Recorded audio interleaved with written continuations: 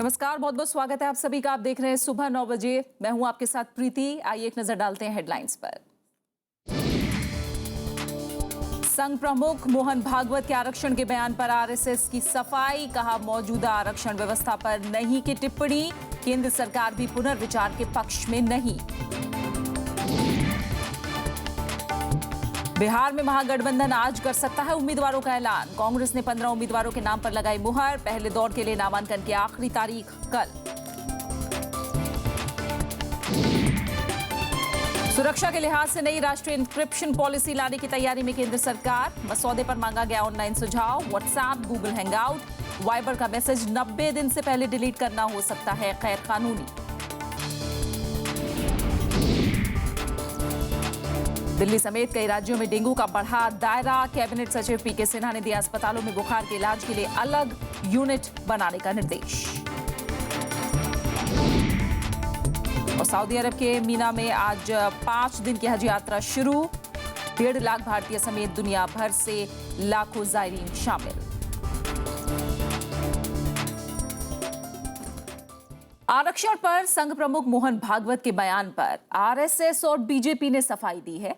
मोहन भागवत के बयान पर कड़ी प्रतिक्रिया के बाद केंद्रीय संचार मंत्री रविशंकर प्रसाद ने कहा कि उनकी पार्टी इस पर पुनर्विचार करने के पक्ष में नहीं है। आरएसएस प्रमुख के आरक्षण पर दिए गए बयान के बाद विपक्ष ने सरकार को ऐसा घेरा कि उसे सफाई देनी पड़ी। The BJP is not in favor of any reconsideration of the reservation being extended to these groups, namely the SC, the ST, the backward caste and extremely backward caste as enshrined in the Constitution.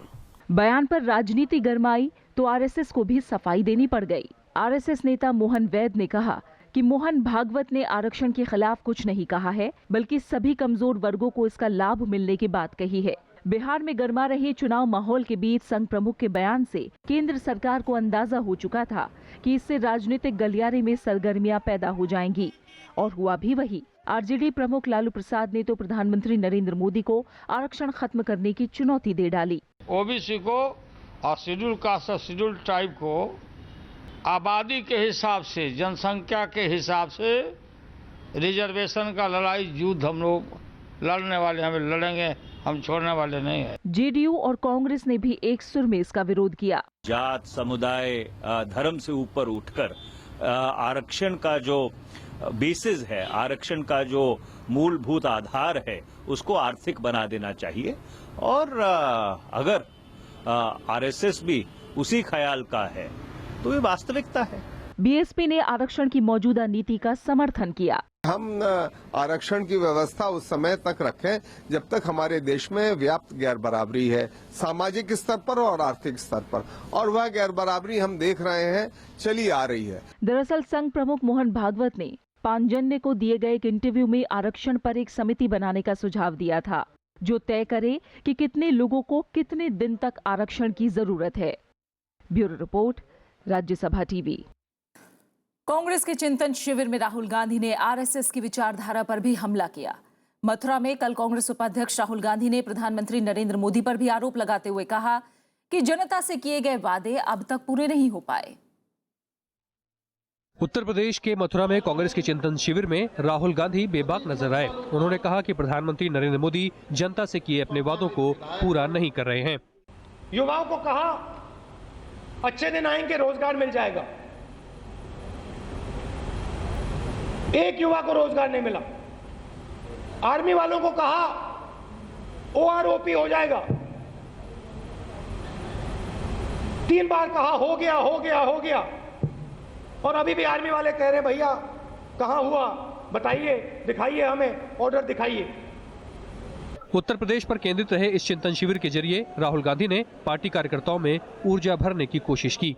Congress party की चमक ऊपर से नहीं आती, Congress party की चमक अंदर से बाहर की ओर निकलती है, और ये चमक, ये काम आप सब कर सकते हो, आपके अंदर है। सिर्फ खत्री जी, मिस्त्री जी, आप लोग डिस्कशन शुरू कराइए, बातचीत शुरू कराइए, एक दूसरे की बात कराइए, और इस टीम की उत्तर प्रदेश की जनता के साथ भी बात कराइए, मीटिंग्स कराइए और देखिए यहाँ पे कौन सी पार्टी पावर में आती है। कांग्रेस उपाध्यक्ष राहुल गांधी ने रणनीति के तहत राष्ट्रीय स्वयंसेवक संघ पर भी हमले किए। उन्होंने आरोप लगाया कि सरकार पर आरएसएस की नीतियां थोपी जा रही हैं। चिंतन शिविर से पहले राहुल गांधी मथुरा के प्रसिद्ध बांके बिहारी मंदिर भी गए। Bureau report, Rajya Sabha TV. और अब बात बिहार विधानसभा चुनाव से जुड़ी खबरों की।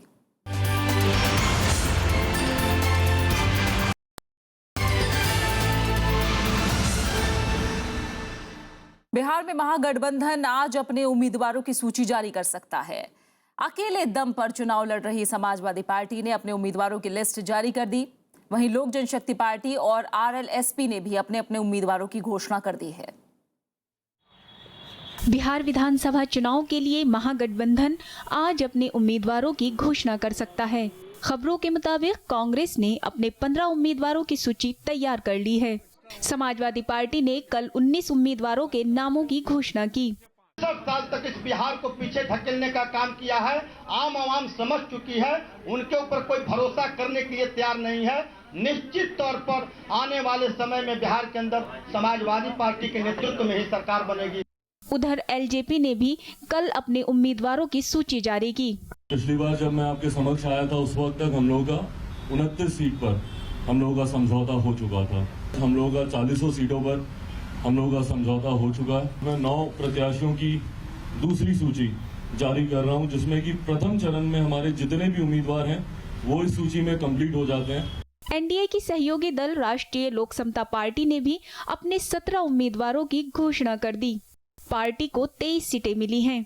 6 उम्मीदवारों के नामों की घोषणा भी हो जाएगी। आपको मालूम है कि 23 विधानसभा क्षेत्रों में हमारी उम्मीदवारी होनी है एनडीए में, जिसमें अभी 17 स्थानों के लिए नाम हमने तय किया है। हालांकि एनडीए की सहयोगी दल शिवसेना बिहार में अकेले दम पर चुनाव लड़ रही है। कल पहले चरण के लिए नामांकन की आखिरी तारीख है। Bureau report, Rajya Sabha TV. Hindustani Awam Morcha के अध्यक्ष जीतन राम मांझी के दामाद देवेंद्र मांझी ने निर्दलीय चुनाव लड़ने का फैसला किया है। बोधगया से वो चुनाव लड़ रहे हैं। टिकट नहीं मिलने की वजह से उन्होंने निर्दलीय लड़ने का फैसला किया है। हालांकि उन्होंने पार्टी से नाराजगी की खबर से इनकार किया है। उनका कहना है कि जीतन राम मांझी का आशीर्वाद उन पर बना रहे। वो टिकट ना मिलने की वजह पार्टी की मजबूरी बता रहे हैं। मजबूरी रही है, उनको शायद सीट उतना नहीं मिला जितना होना चाहिए, क्योंकि पूरे बिहार में उन्होंने एक गरीब को नारा दिया था और पूरा गरीब में उबाल है, और जब उबाल है तो उतने प्रत्याशी भी है मार्केट में, और उस हिसाब से उनको टिकट नहीं दिया गया। तो बेचारे वो तो मजबूर है, उनके साथ भी मजबूरी हो सकती है, लेकिन हमारे साथ कोई मजबूरी नहीं है। मैं बोधगया से इलेक्शन लड़ूंगा तो लड़ूंगा। बिहार के पूर्व मुख्यमंत्री और हिंदुस्तानी अवाम मोर्चा के अध्यक्ष जीतन राम मांझी ने कल मखदूमपुर से पर्चा दाखिल किया। मांझी इस बार 2 सीटों से चुनाव लड़ रहे हैं। बिहार के चुनावी रण में मखदूमपुर सीट से अपना भाग्य आजमा रहे पूर्व मुख्यमंत्री जीतन राम मांझी नामांकन दाखिल करने पूरे दलबल के साथ पहुंचे। मांझी ने चुनाव में जीत का पूरा भरोसा जताया। 218 मखदूमपुर अनुसूचित जाति विधानसभा चुनाव क्षेत्र से अपना नामांकन किया है और सभी साथियों का बड़ा सहयोग मिला। जीतन राम मांझी ने मखदूमपुर के अलावा इमामगंज से भी चुनाव लड़ने का फैसला किया है। वो 28 सितंबर को दूसरी सीट से नामांकन दाखिल कर सकते हैं। उन्होंने 2 सीट से चुनाव लड़ने पर सफाई भी दी। नेताओं का निर्देश है कि हम गया जिला का इमामगंज चुनाव क्षेत्र जो अनुसूचित जाति चुनाव क्षेत्र है वहाँ भी चुनाव हम लड़ेंगे और उस निर्देश के आलोक में हम वहाँ पर चुनाव लड़ेंगे। एनडीए के साथ गठबंधन करने के बाद मांझी की पार्टी के खाते में 20 सीटें आई हैं। मांझी ने सभी सीटों पर उम्मीदवार घोषित कर दिए हैं। मांझी ने सीट बंटवारे में जातिगत समीकरणों को ध्यान में रखते हुए सवर्णों और मुस्लिम उम्मीदवारों को भी टिकट दिया है। Bureau report, Rajya Sabha TV. केंद्र और महाराष्ट्र में एनडीए के साथ गठबंधन के बावजूद शिवसेना बिहार विधानसभा चुनाव में अपने बूते दांव आजमा रही है। शिवसेना 150 सीटों पर उम्मीदवार उतार रही है। शिवसेना प्रवक्ता संजय राउत ने दावा किया कि इस बार चुनाव में शिवसेना अहम भूमिका अदा करेगी। 150 से ज्यादा कम नहीं तैयारी हो चुकी है सभी चरणों में हम चुनाव लड़ेंगे। पूरी पार्टी यहाँ ताकत से उतरेगी, सभी नेता यहाँ आएंगे। पूरे बिहार में हम धूमधाम से चुनाव लड़ेंगे। उत्तर प्रदेश के मुख्यमंत्री अखिलेश यादव आज बिहार का दौरा करेंगे। इस दौरान वो बिहार में तीसरे गठबंधन के कार्यकर्ताओं को संबोधित करेंगे। बिहार में समाजवादी पार्टी ने एक तीसरा मोर्चा बनाया है। इसमें 5 पार्टियां शामिल हैं, जिसमें एनसीपी, पप्पू यादव की जन अधिकार पार्टी, समरस समाज पार्टी, पूर्व स्पीकर पीएस संगमा की पार्टी और समाजवादी जनता पार्टी शामिल है। सीट बंटवारे से नाराज होकर समाजवादी पार्टी महागठबंधन से अलग हो गई थी। वहीं बिहार के पूर्वी चंपारण जिले में पुलिस ने 1 करोड़ से ज्यादा रुपए जब्त किए हैं। पुलिस के मुताबिक नेशनल हाईवे 28 में चेकिंग के दौरान एक गाड़ी से ये रुपए बरामद हुए। इस मामले में 5 लोगों को हिरासत में लेकर पूछताछ की गई है।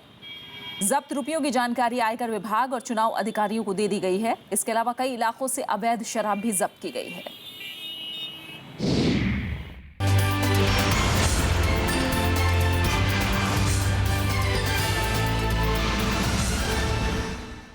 और अब बात कुछ और अहम खबरों की। उत्तर प्रदेश के पंचायत चुनाव की तारीखों का ऐलान हो गया है। राज्य निर्वाचन आयोग के मुताबिक पंचायत चुनाव 4 चरणों में होंगे। पहले चरण के तहत 9 अक्टूबर, दूसरे चरण में 13 अक्टूबर को वोट डाले जाएंगे। पंचायत चुनाव के तीसरे चरण में 17 और चौथे चरण में 29 अक्टूबर को मतदान होगा।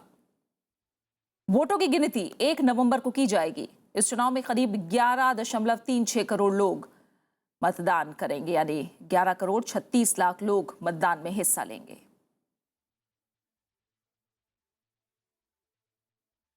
गृहमंत्री राजनाथ सिंह के जम्मू कश्मीर के बॉर्डर इलाकों के दौरे का आज दूसरा दिन है। गृहमंत्री 3 दिन के दौरे पर हैं। कल उन्होंने सांबा सेक्टर में आईटीबीपी की नई बिल्डिंग का उद्घाटन किया। थाकोंग और चुशुल पोस्ट का गृहमंत्री दौरा करेंगे, जहां वो ताजा हालात का जायजा लेंगे। केंद्र और आम आदमी पार्टी के नेतृत्व वाली दिल्ली सरकार के बीच अधिकारों को लेकर जारी खींचतान सुप्रीम कोर्ट तक पहुंच गई है। हालांकि सुप्रीम कोर्ट ने दोनों पक्षों को आपस में बैठकर सभी विवाद हल करने का सुझाव दिया। पिछले कुछ महीनों से दिल्ली सरकार और एलजी के बीच अधिकारों पर टकराव को लेकर कई मामले सामने आ चुके हैं। न्यायमूर्ति टीएस ठाकुर और वी गोपाला गौड़ा की खंडपीठ ने उस याचिका को सुनने से नामंजूर कर दिया, जिसमें आरोप लगाया गया था कि हाल में डेंगू से हुई मौतें प्रशासनिक अव्यवस्था के कारण हुई हैं। बात डेंगू की। दिल्ली सहित आसपास के राज्यों में डेंगू का कहर जारी है। राजधानी दिल्ली के सरकारी अस्पतालों में अब तक 17 लोग अपनी जान गंवा चुके हैं। दिल्ली सरकार जल्द ही 1000 नए बेड खरीदने जा रही है। साथ ही 55 नए फीवर क्लिनिक भी आज से काम करने लगेंगे। वहीं कैबिनेट सेक्रेटरी पीके सिन्हा ने अस्पतालों में बुखार के इलाज के लिए अलग यूनिट बनाने के लिए कहा है। दिल्ली के डेंगू क्लिनिक में मरीजों की तादाद बढ़ती जा रही है। महज 1 सप्ताह में राजधानी में 1919 मामले सामने आ चुके हैं। 17 मरीज जान गंवा चुके हैं। इस साल अब तक करीब 4000 लोग इसकी चपेट में आ चुके हैं। ये आंकड़े सरकारी अस्पताल के हैं, इनमें निजी अस्पताल शामिल नहीं हैं। डेंगू की रोकथाम के लिए की जा रही कोशिशों पर मुख्यमंत्री अरविंद केजरीवाल लगातार समीक्षा बैठक कर रहे हैं। सिर्फ आंकड़े पे जाने की ज़्यादा ज़रूरत नहीं है। दिल्ली में डेंगू के लिए पूरी तैयारी की गई है, पूरा कंट्रोल में है इस टाइम। और जहाँ तक है कुछ ऐसा भी है कि आपको पता है दिल्ली के आसपास के राज्यों में इतनी सुविधाएं डेंगू के इलाज के लिए शायद नहीं है, तो काफ़ी पेशेंट्स वहाँ से भी आ रहे हैं। पिछले 5 साल में राजधानी में डेंगू अपने सबसे भयानक रूप में उभर कर सामने आया है। सरकार पर डेंगू की रोकथाम का बजट कम करने के आरोप भी लगे हैं। इस मामले पर दिल्ली हाई कोर्ट ने सरकार से सोमवार को जवाब मांगा। कोर्ट ने पूछा कि डेंगू की रोकथाम के लिए क्या कदम उठाए गए हैं। दिल्ली हाई कोर्ट ने दिल्ली सरकार से जवाब मांगा है कि जो 81 करोड़ रुपए डेंगू कंट्रोल प्रोग्राम के लिए जो सरकार ने एलोकेट करे थे, वो अभी तक एमसीडी को क्यों नहीं इन्होंने रिलीज करे हैं। दिल्ली सरकार के 55 फीवर क्लिनिक आज से काम करने लगेंगे। केंद्र सरकार के दिल्ली स्थित अस्पतालों में डेंगू मरीजों के लिए 500 बिस्तरों की अलग से व्यवस्था की गई है। इनमें से सफदरजंग अस्पताल में 260 और डॉक्टर राम मनोहर लोहिया अस्पताल में 110 बिस्तरों की व्यवस्था की गई है। Bureau report, Rajya Sabha TV. सरकार व्हाट्सएप, स्नैपचैट या ऑनलाइन चैट के अन्य माध्यमों पर खुफिया निगरानी पैनी करने की तैयारी कर रही है। इसके लिए सरकार ने जनता से सुझाव मांगने के लिए इंटरनेट सुरक्षा का जो मसौदा जारी किया है, उसमें सेवा प्रदाता के साथ यूजरों पर भी 90 दिनों तक संदेशों को संभाल कर रखने की जिम्मेदारी दी गई है। इंटरनेट सुरक्षा पर नेशनल इंक्रिप्शन पॉलिसी के मसौदे के मुताबिक मैसेज डिलीट ना करने के साथ यूजर को जरूरत पड़ने पर इनका विवरण सुरक्षा और खुफिया एजेंसियों के साथ साझा करना होगा। इसमें कहा गया है कि इंटरनेट कंपनियों को इंक्रिप्शन तकनीक भी सुरक्षा एजेंसियों से साझा करनी पड़ेगी, वरना उन्हें गैर कानूनी करार देता है। वहीं आलोचकों का कहना है कि यूजर पर मैसेज सुरक्षित रखने की जिम्मेदारी डालना सही नहीं है। साथ ही ऐसा करने से साइबर हमलों का खतरा भी बढ़ जाएगा। हालांकि विवाद बढ़ने के बाद सरकार ने सफाई दी है। उसने कहा है कि इंक्रिप्शन पॉलिसी में व्हाट्सएप और फेसबुक शामिल नहीं है।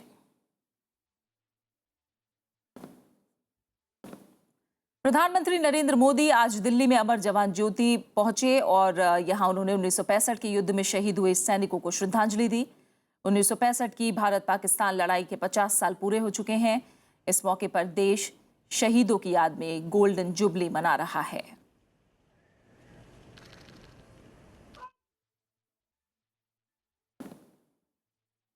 और यहां रुक रहे हैं एक छोटे से ब्रेक के लिए, और ब्रेक के बाद देखेंगे अल्जाइमर पीड़ितों की बढ़ती संख्या पर चिंता।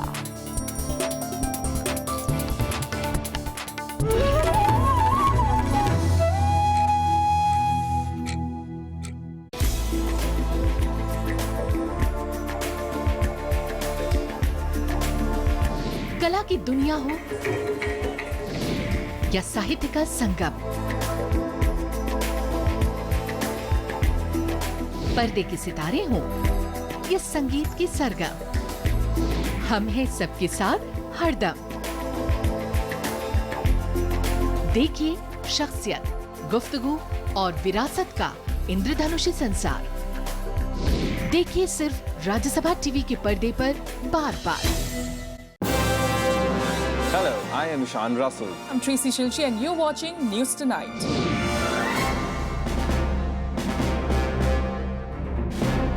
Together with the team of our dedicated professionals from across various fields. This is Shyam Sundar, Vishal Dahiya, Akhilesh Suman, Frank Pereira from Beijing, China. Kriti Mishra for Rajya Sabha Television.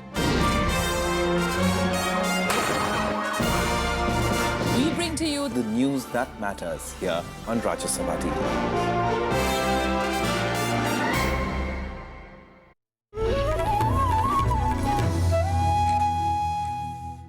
Break के बाद आपका स्वागत है। विदेश मंत्री सुषमा स्वराज और वाणिज्य राज्य मंत्री निर्मला सीतारमण वॉशिंगटन डीसी के 2 दिन के दौरे पर हैं।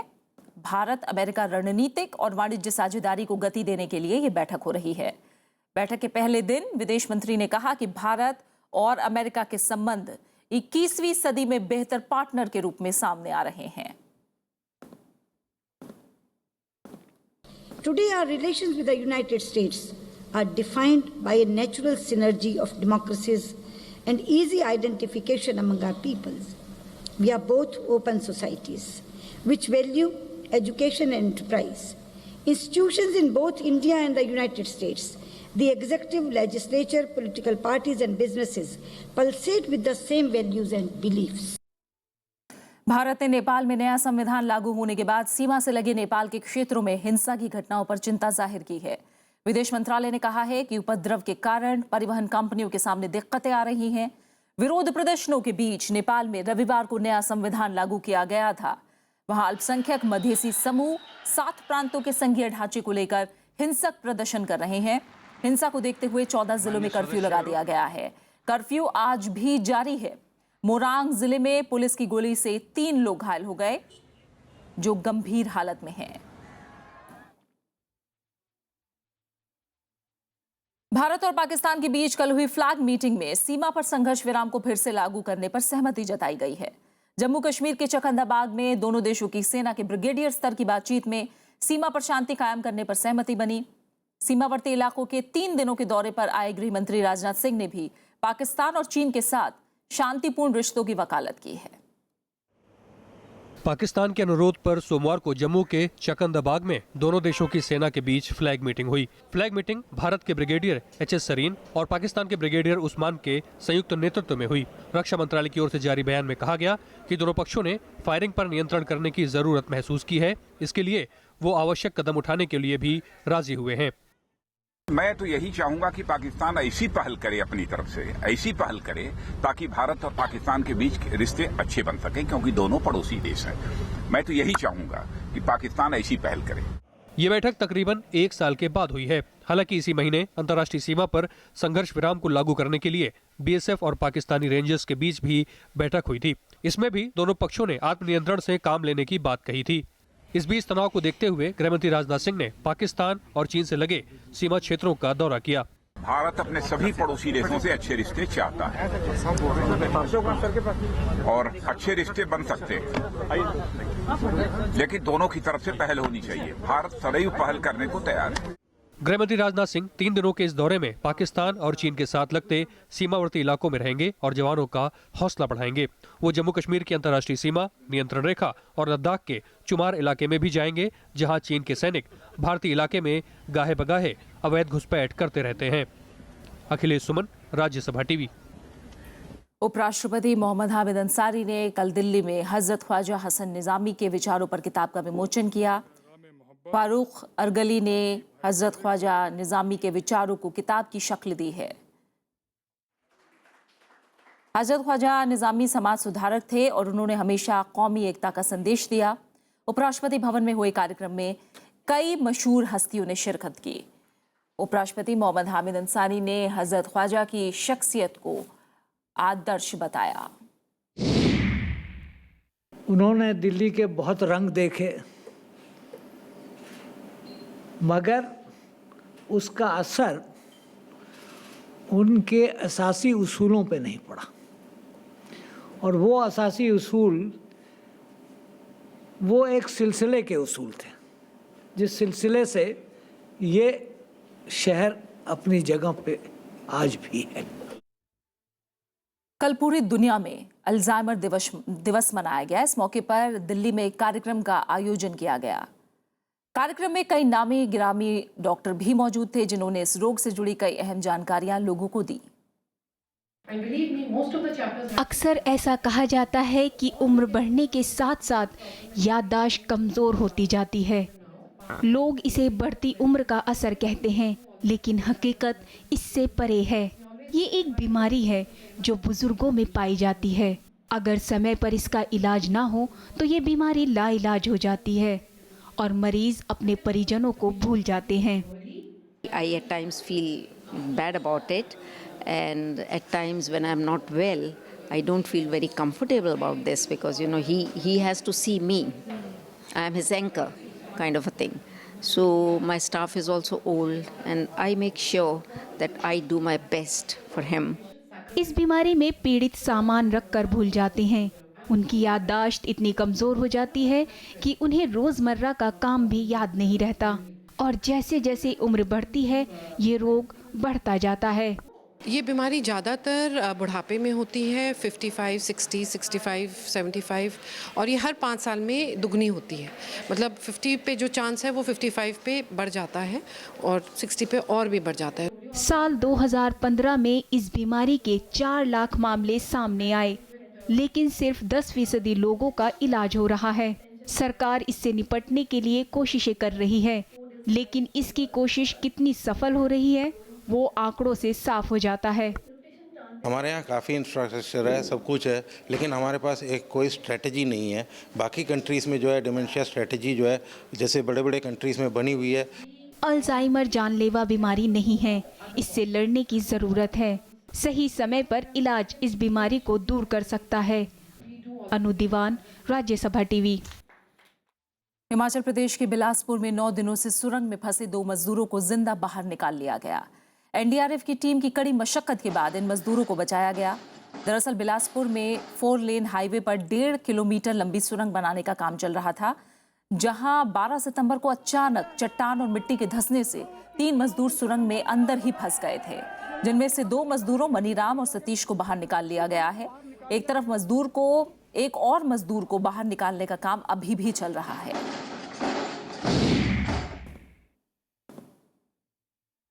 और खेल की दुनिया से एक अच्छी खबर है भारत के लिए।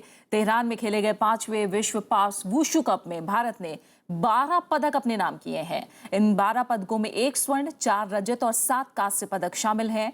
भारत का प्रदर्शन पिछले साल के टूर्नामेंट से अच्छा रहा। सभी खिलाड़ियों ने बेहतर खेल दिखाया। तेहरान में हुए इस टूर्नामेंट में 18 देशों की 19 टीमों ने इस चैंपियनशिप में हिस्सा लिया। भारत की तरफ से एकमात्र एल बुजचंद्र सिंह ने स्वर्ण पदक अपने नाम किया। उन्होंने ईरान के मसूद अंसारी को हराकर 56 किलो वर्ग में स्वर्ण पदक जीता। पिछली बार ईरान में हुई चैंपियनशिप में भारत ने 2 रजत और 3 कांस्य पदक ही जीते थे। 1.5 लाख से ज्यादा भारतीयों सहित पूरे विश्व से लाखों जायरीन आज से शुरू हुई हज यात्रा में शामिल हो रहे हैं। सऊदी प्रशासन ने मीना में जायरीन के लिए प्रबंध किए हुए हैं। सुरक्षा के लिए 1 लाख सुरक्षाकर्मी तैनात हैं।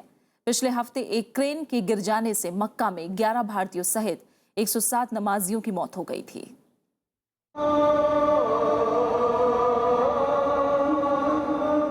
पूरी दुनिया से हज करने के लिए मुसलमान मक्का से मीना पहुंच रहे हैं। 5 दिनों तक चलने वाली इस यात्रा में तकरीबन 1.5 लाख भारतीयों सहित पूरी दुनिया से जायरीन आज मक्का से मीना पहुंचेंगे। इस बार तकरीबन 3 लाख से ज्यादा लोगों के हज करने की उम्मीद की जा रही है। तादाद को देखते हुए सऊदी अरब प्रशासन ने सुरक्षा के कड़े इंतजाम किए हैं। करीब 1 लाख सुरक्षा कर्मियों को तैनात किया गया है। हर तरफ सीसीटीवी कैमरे लगाए गए हैं और 24 घंटे स्वास्थ्य सेवा, सुझाव और शिकायतें प्राप्त करने का इंतजाम किया गया है। الأساسية هنا في غرفة المراقبة التوازنية هي تغطية جميع المشاعر المقدسة بمواقع الكاميرات المنتشرة اللي 7000 كاميرا منتشرة على مستوى المشاعر المقدسة بما فيها الطيران العمودي، حيث يتم نقل صورة واضحة بما يحدث على أرض الميدان ويتم رصد وتوثيق أي حدث يحدث داخل الميدان। मक्का की मशहूर मस्जिद अल हरम में एक क्रेन हादसे के बाद सुरक्षा के इंतजामों को बढ़ा दिया गया है। इस हादसे में 107 लोगों की मौत हो गई थी, जिसमें 11 भारतीय भी शामिल थे। Bureau report, Rajya Sabha TV. इसी के साथ इस बुलेटिन में फिलहाल इतना ही। आखिर में एक नजर हेडलाइंस पर। संघ प्रमुख मोहन भागवत के आरक्षण के बयान पर आरएसएस की सफाई, कहा मौजूद आरक्षण व्यवस्था पर नहीं की टिप्पणी। केंद्र सरकार भी पुनर्विचार के पक्ष में नहीं। बिहार में महागठबंधन आज कर सकता है उम्मीदवारों का ऐलान। कांग्रेस ने 15 उम्मीदवारों के नाम पर लगाई मुहर। पहले दौर के लिए नामांकन की आखिरी तारीख कल। सुरक्षा के लिहाज से नई राष्ट्रीय इंक्रिप्शन पॉलिसी लाने की तैयारी में केंद्र सरकार। मसौदे पर मांगा गया ऑनलाइन सुझाव। व्हाट्सएप, गूगल हैंगआउट, वाइबर का मैसेज 90 दिन से पहले डिलीट करना हो सकता है गैर कानूनी। दिल्ली समेत कई राज्यों में डेंगू का बढ़ा दायरा। कैबिनेट सचिव पीके सिन्हा ने दिया अस्पतालों में बुखार के इलाज के लिए अलग यूनिट बनाने के निर्देश। सऊदी अरब के मीना में आज 5 दिन की हज यात्रा शुरू। 1.5 लाख भारतीय समेत दुनिया भर से लाखों जायरीन शामिल।